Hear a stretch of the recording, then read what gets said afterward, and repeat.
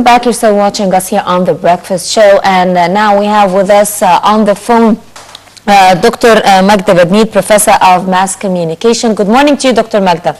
Good morning to you, dear. Dr. Magda, now with the last phase of the roadmap and the conclusion of the parliamentary elections, there is a lot of expectations regarding the role of women in parliament. How do you see the role of women, and in your opinion, what are the topics that will be discussed by women in parliament?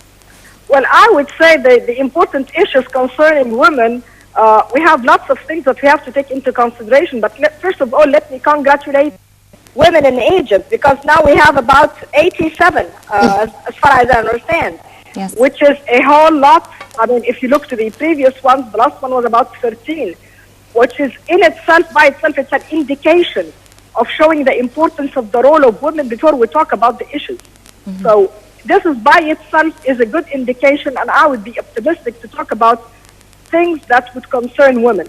Well, first of all, let's think about violence in general. Violence against women. This is an important issue to talk about. I'm talking about violence concerning treatment, her marital status, even from the society itself, from her well-being, all of these things to be taken into consideration. With women like that, a big number of women taken into consideration, her role, I think things will be boosted and the violence should be lowered in this case. Mm-hmm. Other issues that should be taken into consideration would be the child welfare, and even the children in the street. You know, the children in the street is another big issue, meaning that we have to take care of those around, because they can be brought up in a better way than just would be a future bomb, you know. Anybody can just take them, and, you know, they can play a harmful role for the society, if not under the I wouldn't say the government, but Egyptian, you know, supervision. You know, the country itself would take care of these children. I would also think about the medical file, you know, health care, the well-being of the women, and this is a big issue, you know, concerning the future of women in Egypt.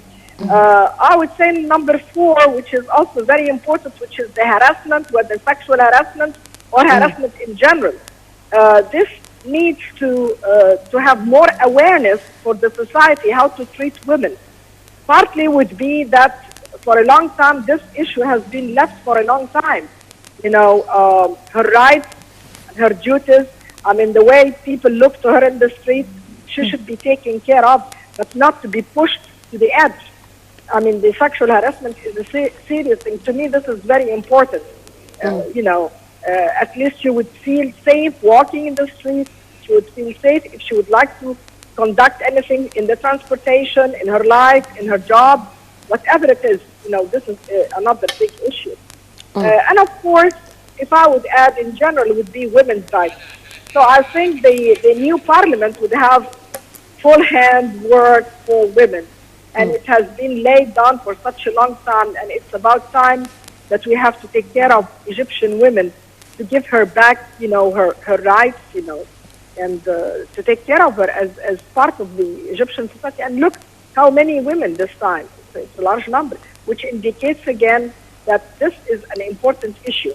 And we will have more trust in women in this case. Yes.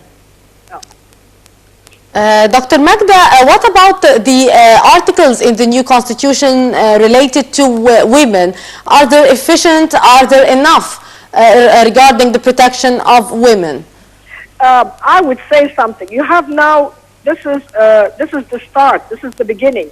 You do not know until the parliament will be in action. Of course, things will line up. Of course, I mean, you have something like, at least this is a cornerstone. We will build more on that, definitely. So I wouldn't be worried. I mean, you have a large number of women. They will divide their work, and I think that we will have more issues to be taken care of. But at least we would feel better that we have just powerful women, because they are there to do something for Egypt. Indeed. It should be powerful ones. Inshallah, just hope that it will be hopefully. Powerful one. Dr. Magda, apart from the political and social aspects regarding women in the Egyptian society, and that will be discussed in the upcoming parliament. What about the economic aspect? Because there are a lot of working women who are the supporters of the family, and they contribute to a great extent in the Egyptian society, and many of them face so many difficulties, especially when it comes to SMEs or small and medium enterprises. How would they get some sort of help or assistance? How can the women in parliament help those women in order to achieve better results? Well, I think, economically speaking, I think that many of the Egyptian women, I mean, we have, like small jobs, like the things. Even if you look to the rural area, you'll find that women are productive in this field too. Yes. So I think it will have a boost from the parliament, so that she can be economically safe, and the government in this case will and should provide more, maybe fields and space for her to work more, because we depend. Sometimes we have poverty is there, but if you give her, for instance, like the small jobs and things like that, she can have a better life. I think she will be supported in this case, because economically we are depending, some families are depending on women. If her husband is dead, if he is not working, whatever the case is. But I think it's important also, the economic sector, to have at least the support of the government. And I think she will. Definitely she will. Indeed, Dr. Magda Bagneed, the Professor of Mass Communication, thank you very much for your precious input, and have a lovely morning and Happy New Year as well.